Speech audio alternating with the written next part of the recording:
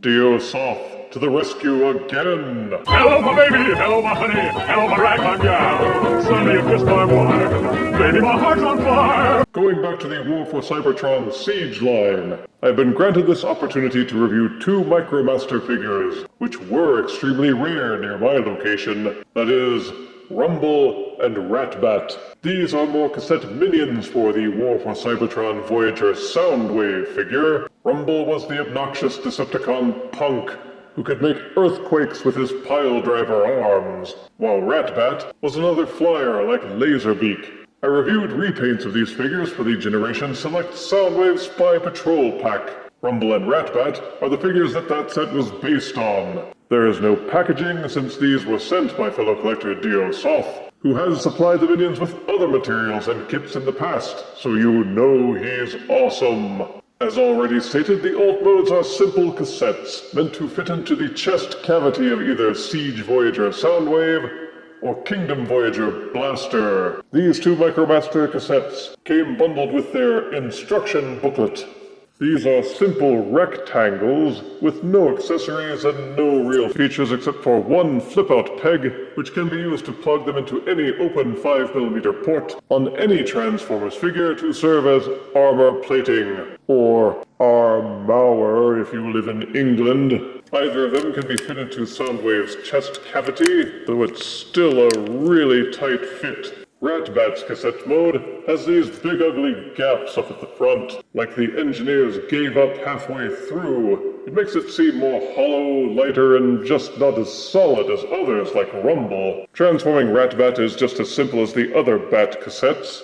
Flip down the wings, then spread them out, angle the head down and forward a little bit so that it's jutting out. Then flip down his little dinky bat feet, and he's done. As for Rumble, you can see his robot parts if you flip him around. Just untab the feet from the sides like this, angle the legs down and fold them out, rotate the shins so that the armor plating is faced forward, then angle the arms and rotate them down until they are lying at his sides, flipping out the gun/hand while doing so. When transforming to Alt or Robot mode, the head can be rotated either direction to give a little more zazz to the disguise.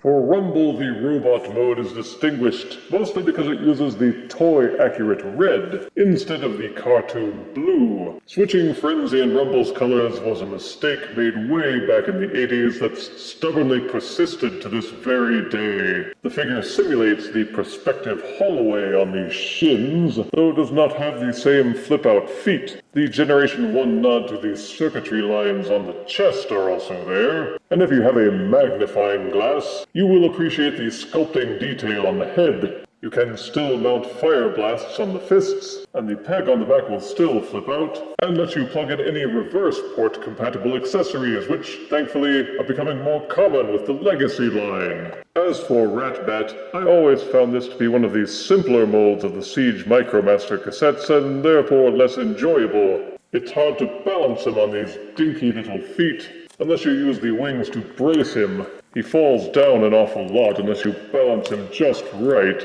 and use the wings to brace him up. The neck also fits a bit too low, and I wish that it could have been extended. There is a lot of sculpted detailing, but the Bat cassettes all seem as if the mold was hastily thrown together and not implemented to full effect. Rumble's head will rotate 360 degrees. Each arm is ball-socketed for a full rotation and will splay out. There is no elbow articulation, but you can fold the fists inwards about this far. There is no waist articulation. Each leg will kick forward this far, backwards this far. The knees are ball-socketed and will do a full rotation, and there is a 90-degree bend at the knees. Ratbat's head will nod back and forth slightly.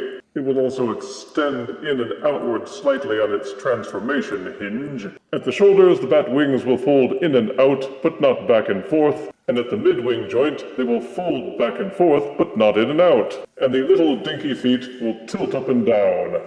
But Dio Soft wasn't content to leave it just there. He included other bits in this kit, including these 3D printed pile drivers for Rumble, and also a pair for Frenzy. Each pile driver does come with a little plunger that will pull in and out, but pull it too far and it will pop right out. So you kind of have to know where to stop to get the maximum extension from it without actually separating the pieces. Extend Rumble's arms outwards all the way, with the gun fists extended out as well. And in the sides of these pile drivers is a gaping hole, which is made to slide over the end of his hands. It's a tight fit, but if you finesse them right, they will peg in and hold firmly in place. And this will enable you to give Rumble his pile driver driving piles.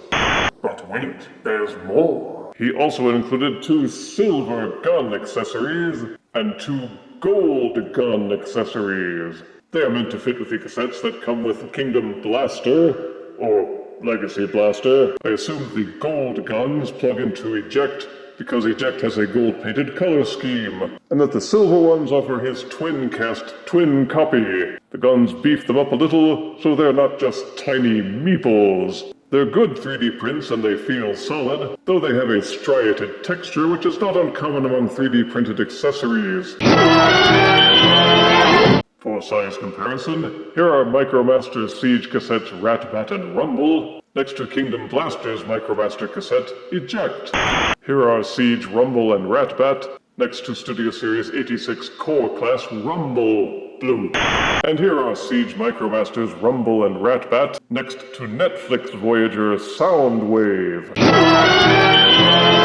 Purist collectors who have fretted over the non-availability of 2 of Soundwave's most popular cassettes will probably fret still, because these are hard to find for anything less than a scalper's ransom. But if you can find them, or know someone else who can, then the completionist in you will appreciate adding them to your cassette retinue. Positives are the alt modes are good cassettes, the colors are vivid, the transformations are easy to learn, they have articulation, and there's a lot of detail packed into the small size. They'll look good among Ravage, Laserbeak, and any other cassette minions you happen to have. Negatives are the articulation is limited. They have no accessories, they don't make very convincing armor, and if you already had the Spy Patrol pack, then you may not find much to draw you in besides the Generation 1 toy-accurate colors. The 3D printed accessories are a good addition, and I give Siege Micromasters Rumble and Ratbat 7 out of 10 deaths. Perhaps they should reissue them in the Legacy line since they're Legacy Media. If you refuse me, honey, you lose me, then you'll be left alone, oh baby, tell them all, and tell me I'm your own.